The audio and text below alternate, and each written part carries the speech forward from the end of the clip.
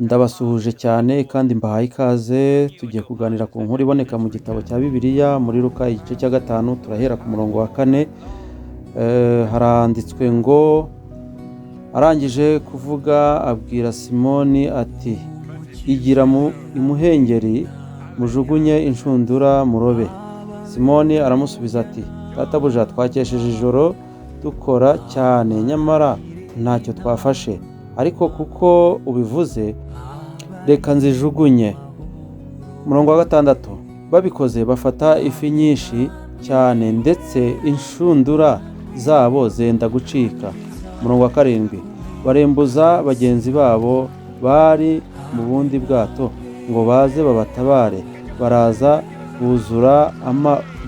buzuza amato yombi, bituma yenda kurengerwa. Murongo wa 8, Simoni Petero ngo abibone atyo yikubita imbere ya Yesu ati, vaho ndi databuja, kuko ndi umunyabyaha. Murongo wa 9, kuko ubwe yari yumiwe n'abari kumwe nawe bose babonye izo fi bafashe, na Yakobo na Yohana bene Zebedayo bari bafatanije na Simoni, nabo birabatangaza. Yesu abwira Simoni ati, witinya, uhereye none uzajya uroba abantu.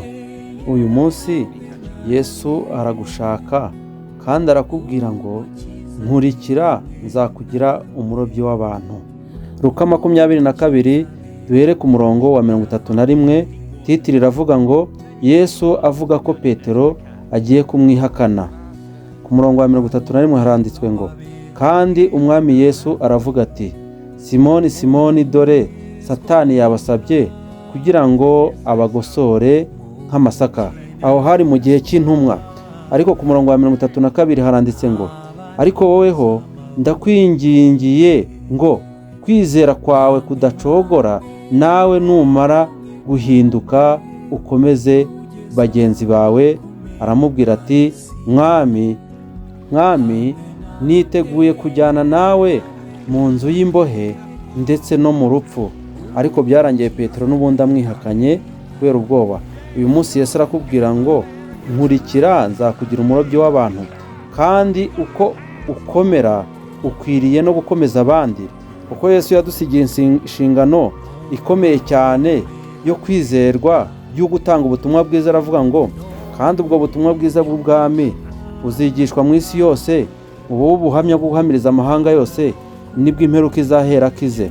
Rero uyu munsi wa none dufite inshingano, niba dukomeye dukwiriye no gukomeza abandi. Reka rero mbararikire gukurikira Yesu, kandi aravuga ngo, mugere ikirenge mu cyanjye, nimunkurikire kandi nzabakomeza.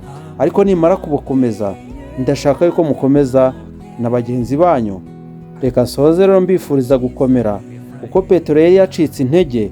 Yesu aramubwira ngo, komera ushikame, ukomeze na bagenzi bawe. Reka rero dukomezanye kandi duhane amakuru y'ubutumwa bwiza. Reka nsoze mbashimira. Uwiteka Imana akomeze kubana namwe. Yego, hari igihe dukora ariko tugakorera mu buryo butari bwo. Ni kenshi tujya dukora ibintu tukabikora mu buryo bwacu, ni kenshi dukora imirimo yacu, ni kenshi tugenda tukagenda mu buryo bwacu. Ariko ngombwa ni kimwe, uyu munsi niwakira Yesu nk'umwami n'umukiza mu bugingo bwawe, hari ibintu bishobora guhinduka muri wowe.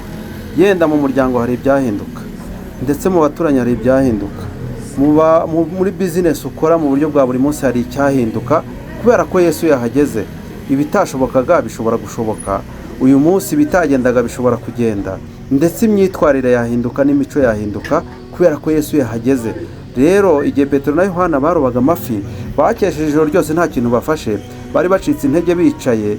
Yesu ahageze atangiye kubigisha, abona yuko hari ikintu babuze muri bo. Arababwira ati, wenda mwaroberaga ibumoso, ariko none mujugunye urucundura iburyo. Uyu munsi nawe shakira iburyo, shaka Yesu mwakire. Hari ibiri buhinduke mu bugingo bwawe, hari ibiri buhinduke muri business zawe, kubera ko Yesu ahageze. Ndakwifuriza kubana nawe kandi kumwakira nk'umwami n'umucunguzi wawe, kandi byose bizahinduka. Reka nsoreze ahangaha, mbashimira kandi mbasabira umugisha.